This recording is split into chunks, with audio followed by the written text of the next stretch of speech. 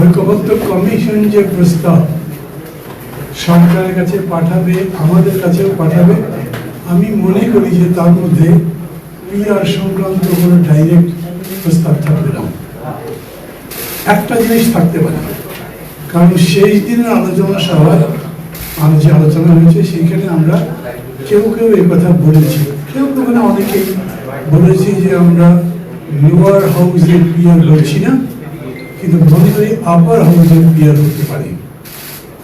সেটা কি এখনই হবে?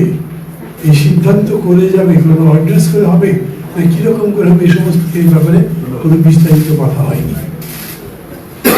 বাংলাদেশে যদি এখন আপনি ভোটের বাজার ঘুরে আসেন, দেখবেন কোনো মানুষ পিআর বোঝে না যারা ভোট দেবে। আমি আমার এলাকায়, তাছাড়া গাজীপুরে, টাঙ্গাইলে, সিরাজগঞ্জে কিছুদিন আগে গেছি, যে গোটা জায়গায় গিয়ে জিজ্ঞেস করেছি পিআর বোঝেন? লোকজন ঝুলঝুল করে তাকিয়ে থাকে, বুঝতে পারে না। পরে বোঝাতে চেষ্টা করি, বুঝলাম যে এটা বোঝাতে গেলে আমার সবাই নষ্ট হয়ে যাবে, কিছুই জানে না তারা।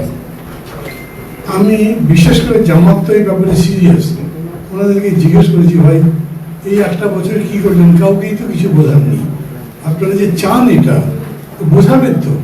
হঠাৎ করে একদম আন্দোলন করে বিক্ষোভে নেমে গেলেন, মানুষই তো বোঝাবে, বিক্ষোভে আসবে কি? আপনাদের কর্মী সাথে কেউ আসবে না। এই জন্যে আমি মনে করি যে এই সাবজেক্টের উপরে বলার দরকার নেই। কিন্তু একটা ভয় আমার আছে, খুশু হয়ে আছেন পাশে, কতগুলো সিটে জিতবেন ওনারা? মাঝে মাঝে মনে হয় তা প্রতিদ্বন্দ্বী তো নেই ওনাদের, যদিও হাব ভাব করছে না। বিএনপি একটু সমঝে টমঝেই চলে দেখি, কথাবার্তা যে বলছে সেটা খুব মেজার দেখি। তারেক রহমান সাহেব সবশেষে বিবিসিতে যে ইন্টারভিউ দিয়েছেন বা চাকরিতে, সবগুলো জায়গাতে খুবই মেজার কথা বলেছেন, ভালো লেগেছে। ওইটা যদি থাকে ভালো, কিন্তু এরকম কি হতে পারে যে 2/3 মেজরিটিতে জিতে যাবে? কে জানি।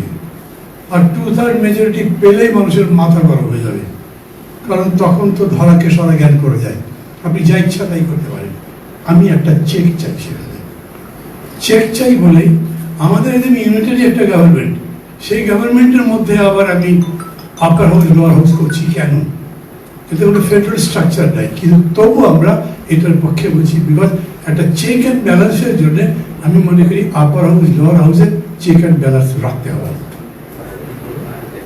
It is a friendly approach. মানে খুশু ভাই আছে, তাকে সামনে রেখেই বলছি, বিএনপির সাথেও এটা বলতে পারি, কারণ আমরা চাই বিএনপি আগামী দিনে যত বেশি প্রগতিশীল গণতন্ত্রের পক্ষে থাকবে তত বেশি ভালো হবে।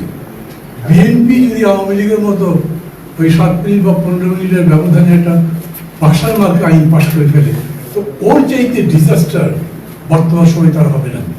আই হোপ এরকম হবে না, তবু একটা চেক রাখতে চাই। এই জন্য আপার হাউসে আমরা আপার হাউসে ভোটের পিআর চাই, এটা সবারই বোঝা দরকার। এখানে আপনারা লিখেছেন, পেপারটা খুবই চমৎকার, খুবই ব্যালেন্স, কিন্তু একদম প্রথমেই যেটা বলেছেন আমি মনে করি এইটা একটু বোধহয় মানে কি বিষয় বুঝে বললেন।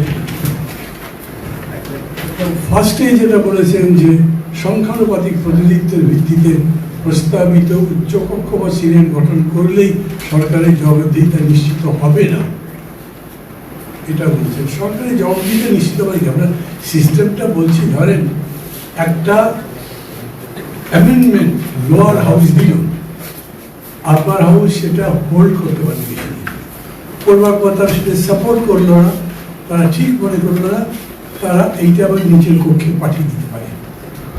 এরকম 2 বার সম্ভবত এই প্রসেসটা করা যাবে। তারপরে কি হবে সেটা ফাইনাল করা হয়নি, কিন্তু এই 2 বারে মনে করেন যে 3 মাস 6 মাস চলে গেল, এর মধ্যে জনমতটা ঠিক মতো